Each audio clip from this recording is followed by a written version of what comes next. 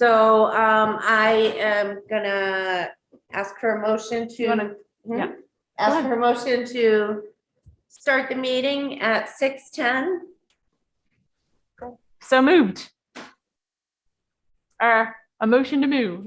Great. Everyone in favor? Jim? Yes. Elena. Elena, Yay. Elena, Yes. Kristen, Aye. and I'm an aye. So the meeting's called to order. Thank you everyone for being here. We have a few guests and we have Johan here from the Holyoke Media, which is fantastic. And we're gonna since we don't have notes, we're gonna move on to the presentation. Okay, great. Well, good evening, everybody. My name is Kristen Sykes. I'm the vice chair of the committee, and I've been working with Amelia Neptune to set up this program. And also Katie and lots of other folks from the city. So thank you all so much. And thanks to Holyoke Media for being here. So we're going to talk about a neat program that the League of American Bicyclists does all over the country. And we want to bring it to Western Mass. There's only one city in the western part of the state that participates in this program right now, Northampton. So first I'm going to introduce Amelia. She oversees the League of American Bicyclists Bicycle Friendly America program, which includes the Bicycle Friendly Community, Business, and University Award programs. Amelia's background is in environmental sustainability, and before joining the League in 2013, she worked as the campus bicycle coordinator at the University of Illinois at Urbana-Champaign and in communications at the Nature Conservancy. Amelia lives car-free in our nation's capital, Washington, D.C., and when she's not working to create a more bicycle-friendly America for everyone, she's most likely on a bike ride with her two young daughters on their family's new e-cargo bike. So with that, I'm going to turn it over to Amelia, and thank you so much for taking the time to join us tonight. Absolutely. Thank you for having me. And I hope you don't hear my two daughters who are upstairs, possibly jumping in the living room. So thank you so much for having me. And I really appreciate the opportunity to present. And I'm excited about hearing about some of the momentum to build a more bicycle-friendly Western Mass. So I'm going to share my screen real quickly. And I do have slides for this evening. So let me just pull those up real fast. And okay, can you all see that? Great. So like Kristen said, my name is Amelia Neptune with the League of American Bicyclists, and I'm very happy to be here this evening. Just in case you're not familiar with the League of American Bicyclists, I'll start by introducing the organization. We are a national nonprofit bike advocacy organization, and we've actually been around since 1880, originally founded to advocate for the very first paved roads in the country. And the work we do has evolved a little bit since then, but the mission is still very similar: to lead the movement to create a bicycle-friendly America for everyone. And we do that through a number of programs.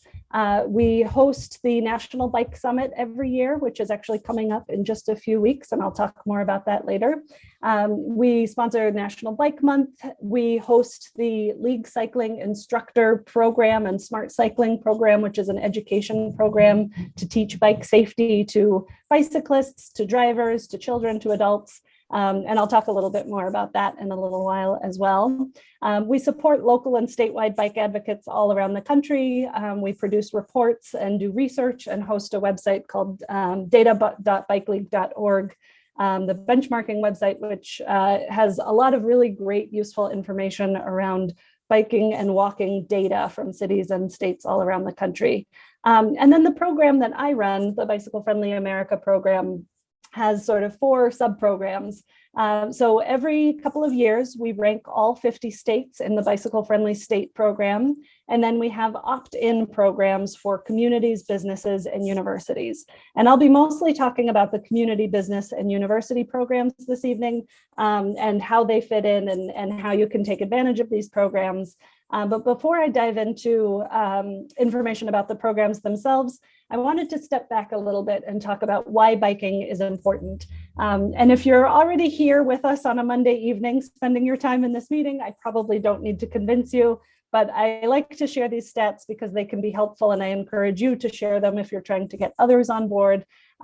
So a few of the benefits that I really like to remind people about, sustainability is a huge one. We know that greenhouse gas emissions in the US, a big part of them come from transportation, and shifting from driving to biking could have a huge impact. And in places that are encouraging people to bike and getting people out of their cars and onto bikes, they are seeing that impact from a greenhouse gas emissions standpoint.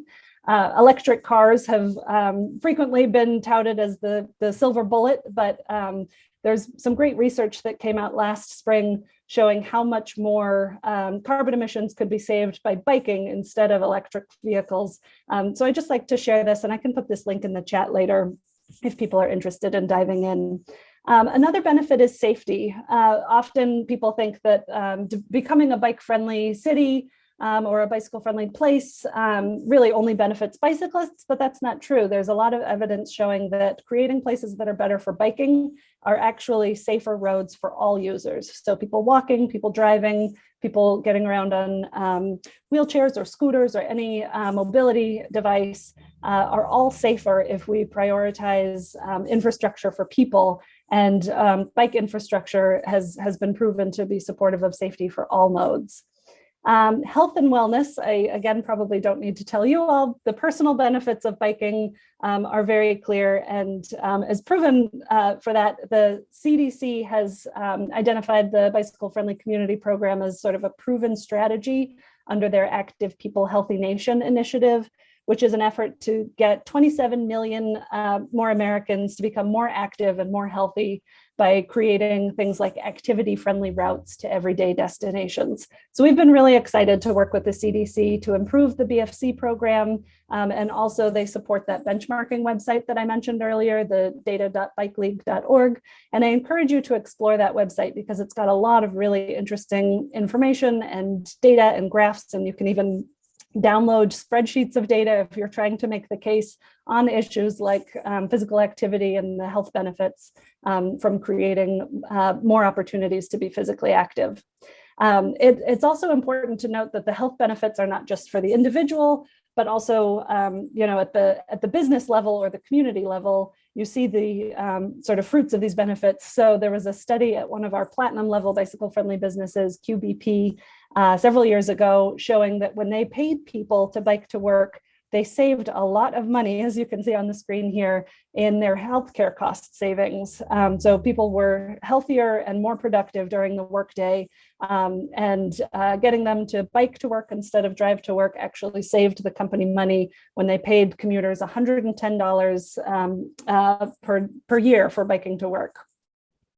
And then mobility, access, and equity is another huge area where improving bicycle infrastructure and access to better biking opportunities benefits more people by creating safer and more accessible ways to get around a community. There's a lot of research out there showing that households that don't have access to a vehicle are also frequently in areas where it is the most dangerous to bike or walk, even though people there are depending on those modes of transportation at higher rates.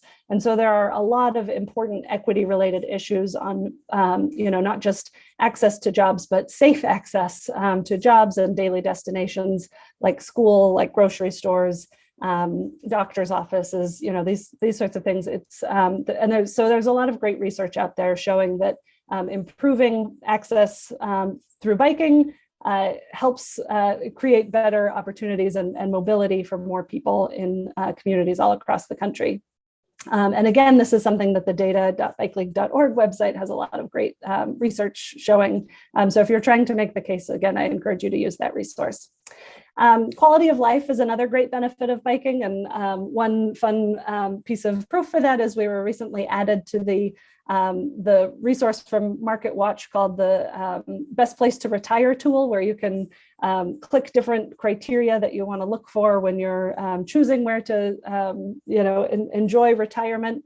And they recognize that bicycle-friendly communities would be a great place that, a great feature for communities that people might want to look for. And on that note, the economy, economics are, another reason to prioritize bicycling at the community level.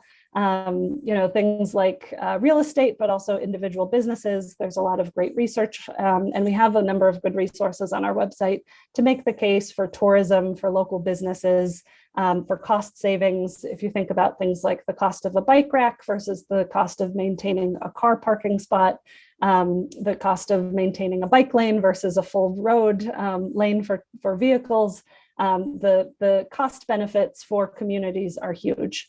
So in short, bicycle-friendly communities are places where people want to live, work, and visit.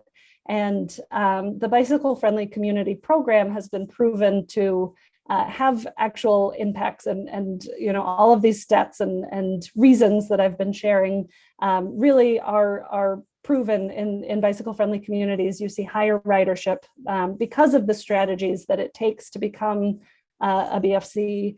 We're seeing more people are choosing to ride bikes there compared to non-BFCs and compared to the average US city.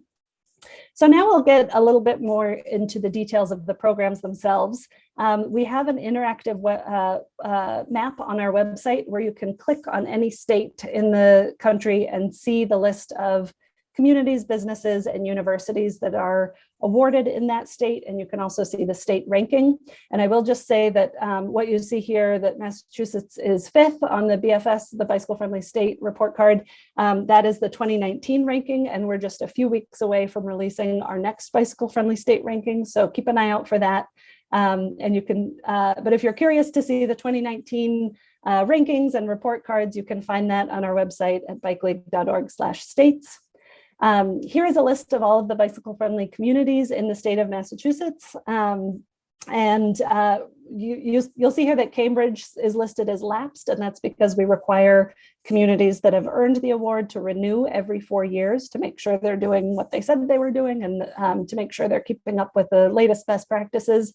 We know that Cambridge is, and we look forward to getting them back on the list. They just happen to have not renewed most recently. But you can see here the list of communities, and you'll also note at the bottom is that the honorable mention list, and communities, not every community that applies to the BFC program gets an award. So there's an honorable mention status, and there's also a no designation status. And so only about 60% of first-time applicants to the BFC program actually don't get an award on their first try. But as I'll talk about in a minute, there's feedback is a huge part of this program. And we are working to encourage every community and give every community the tools they need to move up in award levels. So those that get honorable mention or no award, we really want to support them to make improvements and come back and reapply when they're ready to earn the award. For bicycle-friendly universities, Massachusetts has a good number, so I've listed those here, and we're actually going to come out with the latest BFU awards announcement is this coming Wednesday, and I believe there are a couple campuses in the state, so keep an eye out for that announcement. There are currently 7 BFUs and 1 honorable mention in Massachusetts. And then the list of bicycle-friendly businesses in the state was too long to publish, so I thought what would be fun is to show you the list of how many bicycle-friendly businesses were in each state. This is just the top 25 or so states. But you can see Massachusetts is sort of right in the middle with 35 BFBs. That puts you all at 15th in the nation. And then if you look at it scaled down to the community level, this is how many BFBs there are in each community that has a bicycle-friendly business in the state. And the graph on the left side of the screen is an infographic we update with each new bicycle-friendly business awards announcement to show the communities in the country that have the most bicycle-friendly businesses. And I wanted to share this because all those communities that are at the top, Tampa almost at 70, Fort Collins at 61, and so on, those aren't accidents. Those are very concerted, organized efforts, intentional outreach and engagement with the business community that's going on in those communities, either by local advocates or volunteers, or in some cases, groups like the Chamber of Commerce, the Tourism Bureau, Sometimes it's a local bike shop that's spearheading it. So it really varies from community to community who is behind these numbers in recruiting businesses and talking them into participating. One of my favorite examples in showing this graph is Fergus Falls, Minnesota, because that's the town of 13,000 people. So I like to emphasize that, these aren't all big cities with, hundreds and hundreds of businesses. Some of these are very small towns. Fergus Falls is also a silver level bicycle friendly community, and they've really used the BFB program to engage with a number of businesses and important entities in their community, because it's a great way to build bike culture in the community and engage with businesses to sort of turn them into bike advocates, get them on your side, get them to understand why bike lanes in front of their business would actually be a really good thing. In Tampa, I've heard great anecdotes that a lot of the business community who learned about bicycling through that BFB engagement have now gone on to join the board of the local advocacy organization and be really involved at the community level in making the whole community more bike friendly. And that's just been really fun to hear. So I always like to encourage communities and groups like yours, committees like this, to think about bicycle friendly business engagement and how that might be a really good opportunity for you all. And one other note about the BFB program is that we use the term business very broadly. So it's not just what you think of as, an office. We've got churches, we've got public schools, we've got police departments, we have an ambulance provider. That's one of those Fergus Falls businesses. But we also have Fortune 500 headquarters. We have 2-person coffee shops, lots and lots of bike shops. We've got hospitals. So there's a wide range of businesses and organizations and employers that participate in that program. And we work hard to make sure that the program works for that wide variety of entities, and that there is something that, all of those different types of businesses could be doing to support bicycling in their community. So now I'll talk a little bit about the application and review process for all 3 of those programs, the community, business, and university programs. So we have an online application, and the application is ideally submitted by a committee. I think the strongest applications, especially for communities and larger businesses and campuses like colleges and universities, the strongest applications are ones that are submitted by committee, because not every, there are so many different activities that go into being a bicycle friendly place, and there's no one person who's responsible for all of those things, and there's no one person who knows all the different activities that are going on. And the applications are designed to be educational tools. And I love hearing from communities that have filled out the application for the first time and gotten ideas from filling out the application. So they started the application process, learned about a few things they could be doing that were just checkbox options on the application. And they actually started to do those things before they submitted their form, which strengthened their application and also brought the community together around a new activity.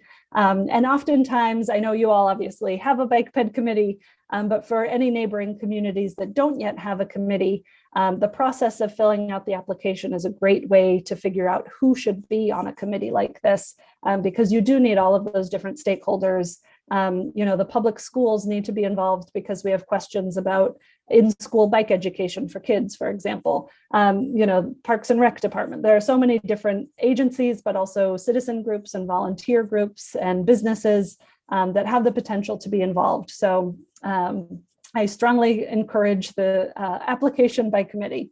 Once it's submitted, we review the applications by committee as well. And we get input from local bicyclists and local bike advocates through public surveys. And then once we reviewed the applications and the survey input, we give out those awards, bronze through platinum. And like I said, not everybody that applies gets an award. So there's the honorable mention category and the no award category. And then even though not everybody gets an award, everybody gets feedback on how to improve. And really the goal of the program is to help all of these places to improve. So the public input process that I mentioned, the surveys, these are things that we create the survey ourselves, and then we give the survey link to the applicant. And we encourage them to promote it as widely as they can in their community. So we see groups posting it on the city website, on Nextdoor, on Facebook, all over, and working with local advocacy groups and other organizations to share it. And then you'll see the feedback reports that we give to communities, businesses and universities include reports of all of the survey results from their community, business, or university. So if you apply and you distribute the survey, you'll get a PDF report that looks something like these graphs on the right, showing local bicyclists' responses to questions like, how satisfied are you with how the community is designed for making bike riding safe? And there are some questions like this that show sort of graphical responses. And then there are also some open-ended responses on the survey, and that gives local bicyclists the opportunity to identify specific intersections or specific areas of the community that need some attention, and as well as some things that are deserving of praise. We ask for positive feedback and negative feedback, and it's really important to us to hear all of that as part of the review process, but also to share it back with the community so they can use it to improve. We've been doing the survey this way since 2016. Before that, we had a slightly different public input process, but it's been really amazing to see, the number of results that we've gotten over the years have allowed us to do some really interesting research with the survey data. So comparing award levels on the question of, is it safe or dangerous to ride a bicycle in your neighborhood? And one fun thing we do with community applicants is we give them their survey results, and we also give them an aggregate report of all the communities that applied in their round, so they can kind of see how they compare to the average applicant, which I always just find very interesting to see where there are outliers. So again, the point of these programs is both the recognition for things that communities, businesses, and universities are already doing, as well as feedback for things that they could do to improve. So even those platinum level awardees, they get feedback from us. We even created a diamond level, which is above platinum, because we heard from our platinum level bicycle friendly communities that they really wanted something to keep working towards. They needed some goals to strive towards. So we've created the diamond category with very high standards. I'm not sure which community will get it first, but it's a very important part of this program to recognize that every community has room for improvement and to meet every community where they are, because a small town and a big city, shouldn't be getting the same feedback, because it really does vary from place to place, sort of what makes sense and what has the potential to have the most impact. You can actually view the report cards for every current bicycle friendly community in your state on that interactive map website that I shared earlier. And I'll put all of these links in the chat as well.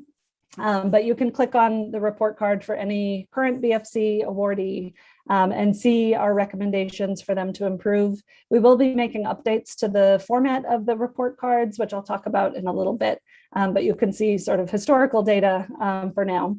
And then the other thing we do for everyone that gets an award, we give them a press packet, an announcement toolkit to help them showcase their award, send out press releases to their local media. We also send out a press release to national media and do an announcement on our own blog. So we try to give awardees the tools they need to celebrate their award, in addition to celebrating them ourselves. And we also work with the larger advocacy groups to let them know when a community in their state has gotten an award, so that in your case, for example, Mass Bike can celebrate along with you when you get the award.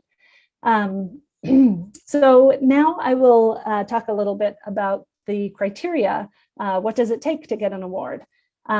So we describe the criteria as the 5E framework, and the 5 E's are engineering, encouragement, education, evaluation and planning, and equity, diversity, and inclusion. And like I said earlier, there is such a wide variety of communities out there. So there really is no one size fits all equation of, exactly what the engineering section should look like for any given community. But we've designed this framework so that there's something for everyone. Whether it's going to be rural bike trails or very urban protected bike lanes or, quite quiet, sleepy bike boulevards in a neighborhood. It really depends on the context of the community, what is going to make sense. It also depends on the context from street to street, how busy, how fast the cars are moving, what type of bike infrastructure might make sense. But that physical infrastructure is the engineering side. And these images obviously are the kinds of things we're looking for from a community. From a business, we're looking at things like bike parking, where the business is located, how easily accessible it is by bike. And for universities, at the campus scale, bike parking, again, is very important, but also bike access on campus and around campus. So the three different programs, even though they use all the same framework, the 5E framework, what we're looking for from a community versus a business will obviously be a little bit different. For encouragement, events, things like Bike to Work Day, events, open streets events, engagement through bike shops that have things like women's bike ride, weekly women's night, maintenance, events. The bottom right-hand picture is a Chamber of Commerce bike ride, which I love. So engaging that business community again. And then education, the next E. This is where our Smart Cycling program has the potential to really help communities. We've got a curriculum that people can be trained and certified to teach bike safety in their community, called the League Cycling Instructor program. And then once you become a League Cycling Instructor, you have access to all of our curriculum materials, including our Smart Cycling Manual, group riding skills. There's a number of different sort of modules that they have access to teach. Bicycle-friendly driver training is one of those things. And we do have materials available in English and in Spanish. Our pocket-sized quick guide, which is this one here, is available in, I think, 7 languages total. And so those are all available for purchase in print. But we also have a number of free resources on our website. We've got some really great videos that we encourage places to share. We have an online learning center where you can take classes online. And if you do have anyone interested in teaching bike safety in your community, a couple things I wanted to note. We've got our published schedule of League Cycling Instructor seminars coming up, as well as instructions on how to host a seminar if you're interested in organizing your own. And we also have scholarships available, equity scholarships for the LCI program, thanks to some generous support from the Be Good Foundation and Quality Bicycle Products. So I encourage you to check out our website if that might be of interest, or if you know of anyone in your community who you think would be great at teaching bike safety and engaging bicyclists in this way. And again, we have curriculum for youth and adults and bicyclists and drivers. So there's a lot of great materials and resources that you get access to once you become an LCI. So the next E is evaluation and planning. And this includes both quantitative and qualitative data collection. So things like surveys, as well as automated bike counters. It also looks at things like safety data collection, citation data collection, planning, staffing, the existence of a committee like this one. So you'll get points for existing the Bike Ped Committee. And it's really all about how the community is planning and investing in making improvements and listening to the community members and engaging, having a public engagement process for every planned improvement, and hearing people about what kinds of improvements they want to see. And then finally, equity, diversity, and inclusion is a very critical component that is really designed to go throughout all the other E's. And I love this graphic from the Robert Wood Johnson Foundation showing the difference between equality and equity, not only because it uses a bike, but also, the point in my mind of equity, and I'll talk more about this in a few moments, but recognizing that not everyone has the same barrier to something like bicycling. And therefore the same solution isn't going to work for everyone. That's true at the individual level. That's also true at the community level and the neighborhood level. So figuring out what investments are needed where to really provide equitable access to biking is a really important component. And there are pieces of that under each of the other E's that I've been discussing. And so we're in the process of making some updates to the bicycle friendly community application. And I wanted to share a little bit of the history of how we've made updates in the past before I talk about the updates we have planned for the future. So the bicycle friendly community program has been around since 1995. And in 2003, the original 5E framework was developed, which originally was engineering, education, encouragement, enforcement, and evaluation and planning. In 2014, we added the unofficial 6th E of equity. We started to incorporate it into all of the other 5 sections. And in 2020, we made the decision to officially remove enforcement as one of the E's and elevate equity, diversity, and inclusion as an official E. And we have a lot of really great resources on our website about why we did that, exactly what that change means, including a great webinar we did last spring on the topic. So I can put these links in the chat as well if that's something that would be of interest, or if it's something you feel like talking points might help you in these conversations. But just to show you a little bit of what that meant for the application, this is, I think, one of the best examples of what it meant. So previously, one of the questions in the old enforcement section was whether or not there were helmet or light giveaways in communities, because in most communities, those programs exist through police departments. And that's as a result of how federal funding dollars have been provided for safety initiatives for many years. And our policy team is working on, making it so that safety dollars can be spent in other ways. But we realized that communities were interpreting this as if their police weren't involved in helmet and light giveaways, they couldn't check that box on the application. So we simply moved that question to the encouragement section of the application. It is still fine for communities where police are already involved in those giveaway programs. If that's working well in those communities, by all means, we're not saying they need to change. But we want to make sure that there's no presumption that police have to be involved if that didn't make sense for a community, or if another entity in the community was already doing it. We wanted to make sure communities could get credit for it. We also recognize that traffic enforcement is still a safety strategy for many communities, but biased policing and traffic enforcement is still an issue. And so we really wanted to elevate the issues of transparency and accountability around traffic law enforcement. And some of the resources on our website go into more detail about this. But this is an example of a question we added under the evaluation and planning process section of the application, which is all about how citation data is collected and whether demographic information is collected and analyzed, and whether any citation data is used to make improvements around bike infrastructure.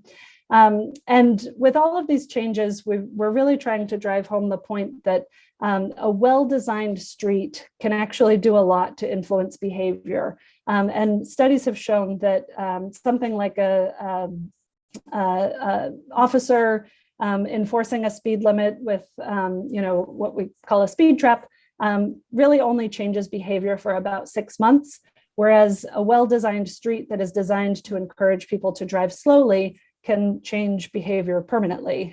So this concept of self-enforcing streets or self-enforcing roadways has been around for a few years, and we're really trying to help communities understand that these sort of upstream solutions, preventing the need for enforcement by designing roads that just naturally, make people drive slower by being more narrow. It's not just speed bumps. There are so many things you can do to calm down traffic and to slow down traffic, just with the simple ways you design a road. So helping communities understand those things is part of our goal with these updates. And then last fall, we announced that we would be making some more changes to the bicycle friendly community program. And we highlighted 3 specific areas that we would be updating. When we elevated equity as the 5th E, we recognized that we had a lot of work to do to actually make that change real, so that communities understood what we're looking for and that they're supported with the resources and tools they need to make those changes. And so that all of our resources, actually elevate equity as much as, and communities can elevate equity as much as we intend for them to. There's also a number of changes around bike infrastructure, on and off street bike infrastructure, that I'll talk about in just a moment. And then recognizing that, new technology and things like the pandemic have really changed so much over the last decade, things like technology especially. And there are just a lot of opportunities to sort of make updates throughout the application. So we're using this opportunity to make general updates as well. So to go into a little bit more detail, I already shared this graphic, but the idea of integrating equity more fully, and recognizing that there are historically underserved and underrepresented populations in every community, and that there are neighborhoods that need more attention in order to erase disparities. So this is the focus, and some of the things that you can expect to see in the Bicycle Friendly Community Update is things like a focus on more equitable and accessible facilities, proactive and inclusive outreach and planning processes, having a more inclusive and accessible and representative bike committee, advocacy, events, education opportunities, and so on. Bike equity index analysis or social vulnerability assessments. These are the kinds of things we're starting to see communities report that they're already doing. And we don't currently ask about those on the application. So we are in the process of adding questions around these kinds of topics. Similarly, socioeconomic and demographic bike data collection, equity-related goals and action plans, specific anti-displacement strategies or action plans. So the images you see on the screen are some of the reports that we already have available to give communities the tools to do some of these things. And we are definitely looking forward to providing a lot more support and resources for communities to do these kinds of investments and activities. On the infrastructure side that I mentioned, we recently came out with a report called Benchmarking Bike Networks, and I gave a presentation in late January about how this report is influencing how the Bicycle Friendly Community Program asks about bike networks. And I think the big takeaway for your group is to know that in the past, we have asked about bike lanes as sort of piecemeal numbers alone. And what we would like to do is help communities think about networks and safe systems and a truly connected network, because a single bike lane that just ends, that doesn't help someone get from their home to their destination, doesn't do very much good. And it's really critical to develop context appropriate facilities for all ages and abilities. And by that, I mean on higher speed roads, higher volume roads, you need more protection for bicyclists. So a protected bike lane or an off-road, side path in some cases. Slower streets that have very low traffic volume, something like a bicycle boulevard with traffic calming measures can make sense. So the context of the street matters so much when you're figuring out what facilities should be there. And then the connection between those facilities is critical in making them actually usable for people. Equity is a huge part of that, making sure the facilities are all across the community and not just in the wealthiest neighborhoods, as we so often see in many communities, and having an inclusive planning process so that you're listening to the residents of those communities, of those neighborhoods, and making sure that the infrastructure that's built meets their needs and their goals. And finally, advocating for better data. A big part of this report was showcasing how communities have been collecting bike data around their actual networks, so tracking the development of their bike lanes over time. And for some communities that have had bike infrastructure for decades, some of them have data going back decades to show that growth and development over time. Some communities are just in the early stages of getting their first bike infrastructure. So now is a great time for them to, develop a system to keep track of those miles that they're adding and how they're connected, so that they can tell the story over time of, what that network looks like, who it serves, and how it helps people get, around town and get to their daily destinations. With all of that, we're in the process of updating the application to reflect some of those changes. We're doing some really exciting, fun partnerships and outreach to bicycle-friendly communities and advocates this spring and summer. We will be relaunching the BFC application in May, and the next deadline to apply after the application is open will be in September. And we'll be updating a lot of our other related materials. And just to show you what some of those look like, we've got some things on our website like the quick assessment and the report cards that I noted, the survey, the image you see up here. We call that the fan infographic that shows sort of averages across the 5 E's for different award levels. So we need to make updates to all of these to reflect some of the changes that I've been discussing here. So you can expect to see some iterations and updates to all of this over the coming months. There are some great opportunities to get involved if you're interested. I have a sign up here, and I can put these links in the chat to make them more easily accessible, to be involved in the equity conversation. If you'd like to, participate in surveys or focus groups, we have those opportunities. The National Bike Summit that's coming up in a few weeks will have several different listening sessions around the BFC application updates. And there's also a form to be notified when the application reopens if you are interested in applying for your community. And while you're waiting, we have a list of sort of a checklist of activities that current and aspiring bicycle-friendly communities can use, of just things to work on while they're waiting for the BFC application to reopen. And it's things like create a bicycle advisory committee, so you guys are well on your way, but also things like a bike parking inventory or audit, outreach to bicycle-friendly business, employers about the bicycle-friendly business program, hosting an LCI seminar, starting to measure and inventory some of your bike infrastructure. So there's a lot of great resources on our website, and I'll put this link in the chat as well, but this is just some screenshots from our website of the kinds of things you'll find. So there's a lot more information on our website. I know I shared a lot here, but just a couple other things I want you all to be aware of. One of my favorite things on our website is the Connect Locally map, where you can enter your zip code or city and state name and find the list of all the current bike clubs, bike shops, league cycling instructors, et cetera, that are in our network. And I will admit the Western Mass map is a little sparse right now, but I'm looking forward to working with all of you to get a lot more dots on the map for LCIs, for bike clubs, for bicycle-friendly businesses, and so forth. But in the meantime, if you're looking for sort of like-minded partners in the area, I encourage you to check out this map and see if there might be people or groups or businesses that you're not aware of that could be great to connect with. And then finally, if you want to connect with others nationally, the National Bike Summit that I've mentioned a couple times is a great opportunity to do that. A big part of the summit is actually lobbying on Capitol Hill here in DC. This year, it's a hybrid event, so there will be a virtual component and an opportunity to lobby virtually. And all of our breakout sessions and plenary sessions will be virtual.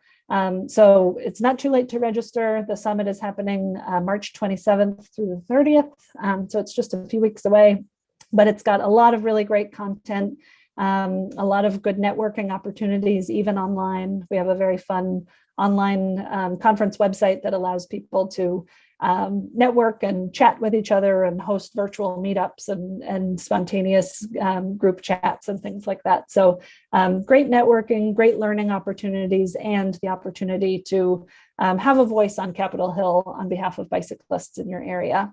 And then finally, just the League is a nonprofit member-based organization, so I encourage you to join as a member, but if not that, please subscribe to our newsletter. Follow us on social media to keep up with all the latest and greatest activities. So with that, that's my final slide, and I can start to put links in the chat to all the various resources I pointed to, and I am happy to answer any questions you all have.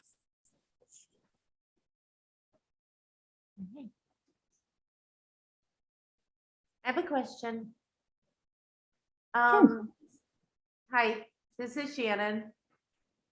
I was wondering, I tried to talk to some businesses in Holyoke to get them involved in Bike Week.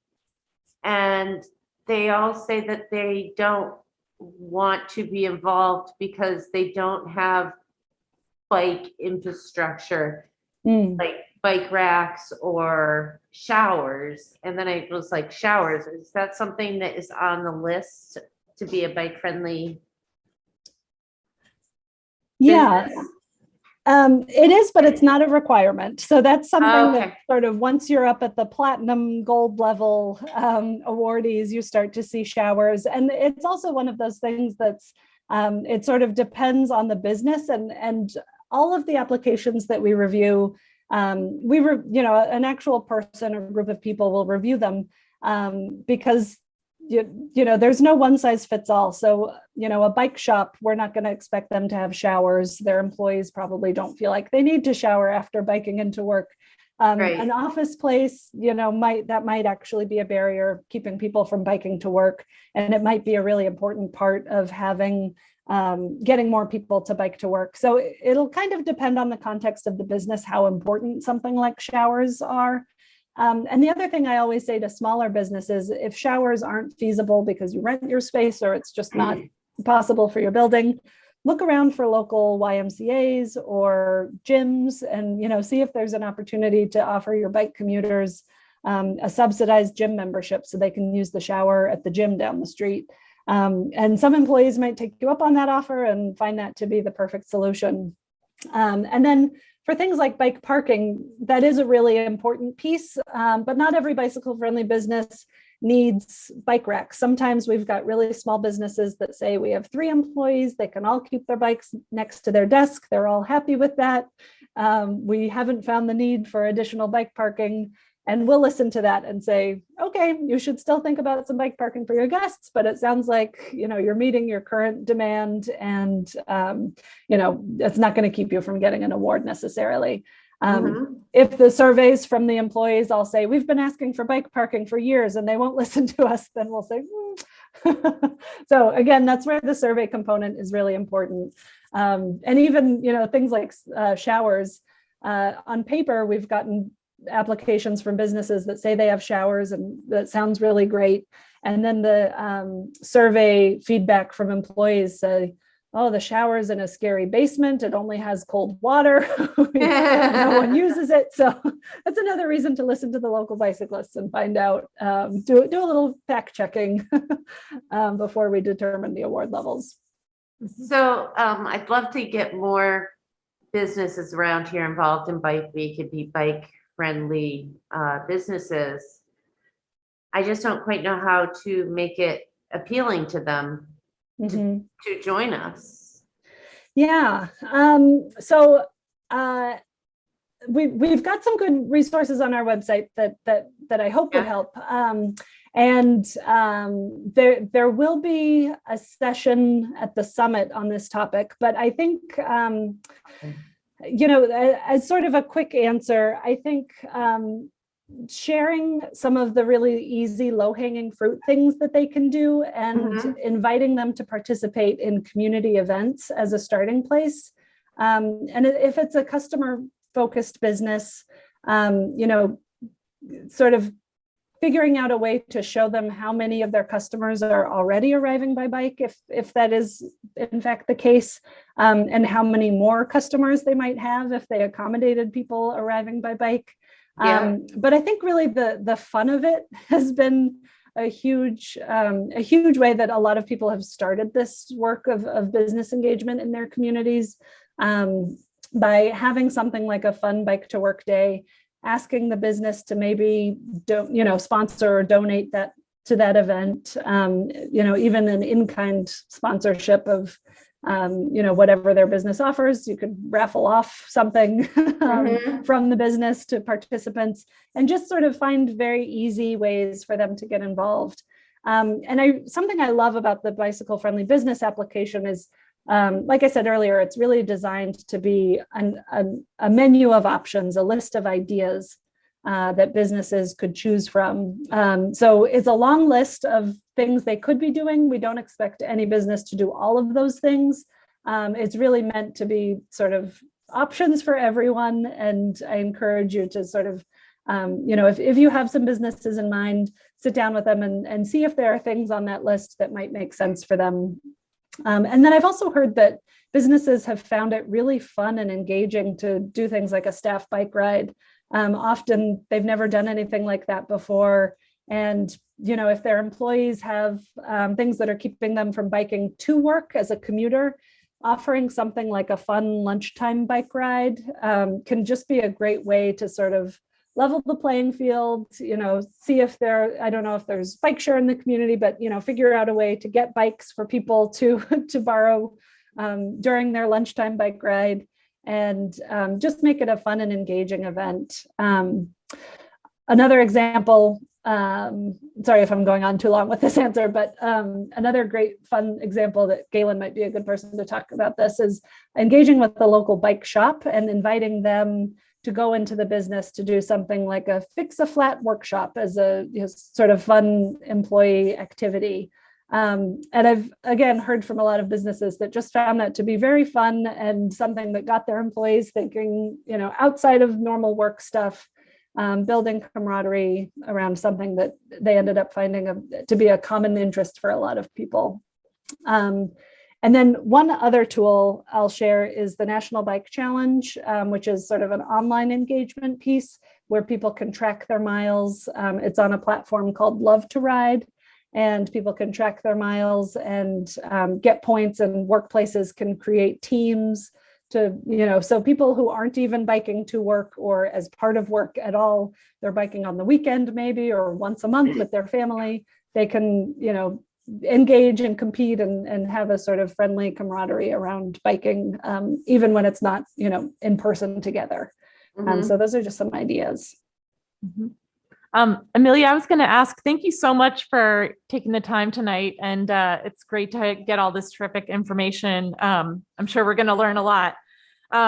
So some of these things, as we know, cost money. And I know that there is a lot of work that the League has done, in particular with advocacy around the transportation and infrastructure bill and things like that. I know there's some great programs also that do address equity and degradation previously caused by highways or, other infrastructure like that.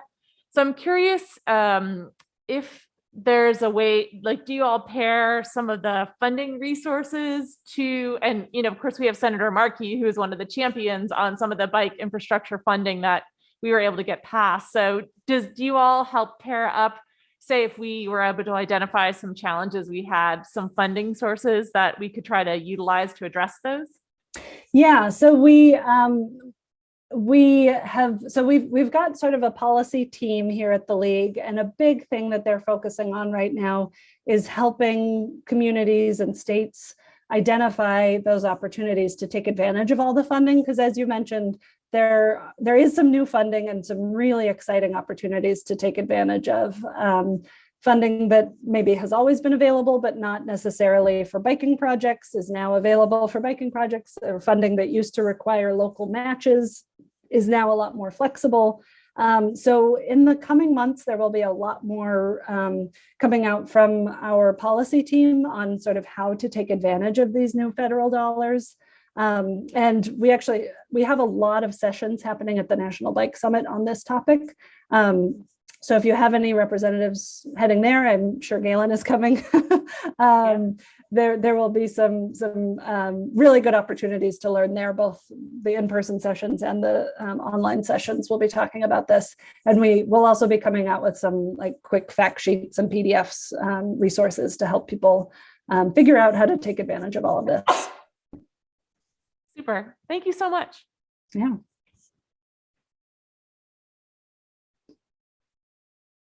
Nice. Thanks, Galen. you just put in the chat that they've got a statewide team coming down to DC. Great. Yeah, I'll chime in too. Hey, Amelia, how are you? Good to see you again. Likewise. Thanks for coming back up to Massachusetts. My pleasure. A couple points. Thanks. And I'm Galen from Mass Bike, so we're happy to support the league on the statewide conversations. And for those who are new to what the league is about, Mass Bike partners with a lot of the implementation of their federal work. So the nationwide work, and the bike-friendly communities is a big part of that.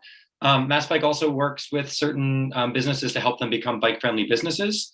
And we even award the best bike-friendly business every year at our annual meeting too. This year it was MathWorks.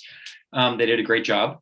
And so we're happy to encourage communities to really build this program. So reach out to Mass Bike, bikeinfo@massbike.org, and Jess is here on the call as well, who is local, or at least in Northampton, and Kristen as well. So thank you for focusing on Holyoke. And then lastly, for the Bike Summit, if you do want to come down, let us know. A handful of us are coming down, Kristen included, in person, which will be a long time coming. And it's a wonderful occasion. I'll just back up the fact that it's great to meet other advocates from around the country, and you get to network and learn a lot from people who are dealing with the same issues, and it's a good networking ability. But if you can't join in person, virtually is the next best. And yeah, so I think just want to say hi and help you out and reach out to Mass Bike, and thanks Amelia as well. And also I should mention actually to Shannon's question about Bike Month activities, anything and everything, Shannon, we want to put on our calendar, even if the business is only willing to, I don't know, I'm just making, like, give a flower to every cyclist who comes by once in one day a month or something it could be. We're happy to do small steps, building the capacity to get more and more involvement. And then eventually they can get bike showers, but we can start with something very small. And we're happy to promote it on our Bike Month calendar, which we'll throw in the chat as well. Okay, perfect. Great. And thanks, Shannon, for all your support of Bike Month too. And My pleasure. yeah, we can do some Valley bike rides. And I have been attacking the chat box with lots of links. And I just added one more that Galen reminded me of, that I did a webinar last week specifically for businesses about Bike Month and using Love to Ride as a Bike Month strategy. So I just put that blog link in the chat, and there's a video at the bottom of that of a 30-minute webinar, but there's some fun ideas on there. And if you take some time on our website, you'll find a lot of other fun resources and ideas. So thanks, Galen, for being an amazing partner and supporter. And thanks to everybody at Mass Bike for all the work you do. Yeah. Totally, it's all our team, and we got a lot of them here too. So it's definitely not me, but it's all of us. Thanks, Amelia. Ed, do you have any questions? No? Okay. All right. I'll throw one more thing out while we have everybody, if that's okay. I know we want to end the meeting, but for the I want to make a specific reminder for the league certified instructors and cycling educators. This is something else that Mass Bike partners with the league very closely on, and we run in conjunction with hosts, we'll run training seminars to get more certified instructors. Last year we did it in Lexington, Eastern Mass, and before we've done it in Cambridge, thanks to Harvard. Actually, we did it in Alston, my neighborhood, thanks to Harvard, but we haven't done one in Western Mass. And it would help if we had a municipal host, frankly, for the space. If it's a meeting, we'll need a parking lot to do the drills, and help with the promotion and a space to do the classroom stuff. But last year was with Lexington, very successful. We had 15 folks get certified, which helps Mass Bike because we're looking to get more bike educators out in your neck of the woods as well to run classes for the Safe Routes to Schools program and the older adults riding program and more. So one pitch I'll make from Mass Bike's perspective of part of this is maybe a community could pitch in to donate space, potentially funding, we had equity passes so people could get scholarships who couldn't afford the fee to come in. And I think we had 4 maybe out of 15 folks be able to get free, the scholarships, I should say, to the certification. So if Holyoke was up for it, or if a nearby community was up for it, I'm more than happy to follow up at some point. is there an idea? I mean, I'm sure it's changing, probably going up at some point soon, but how much money does it cost to attend the class? I know it's not Amelia's camp, so not to speak, Yeah. but it's like $500. Yeah, 500. Okay, so about 500. Mhm. Mhm. And yeah, I'll also put, I just added a couple links about that, and I'll also put a link to our scholarship program that I mentioned in the presentation, in addition to Mass Bikes. Is there a way that we can get a copy of the chat when we're done? Like, Mhm. can you? That would be amazing. So since we're sitting here, we're not really able to get our hands on the links very easily. Yeah, of course. But yeah, that sounds like a lot of fun. I mean, that's something I would like to push Mhm. for to do. Yeah. Cool. Let me know. It's a lot of work, but we're more than happy to do it. How long does it take, Galen?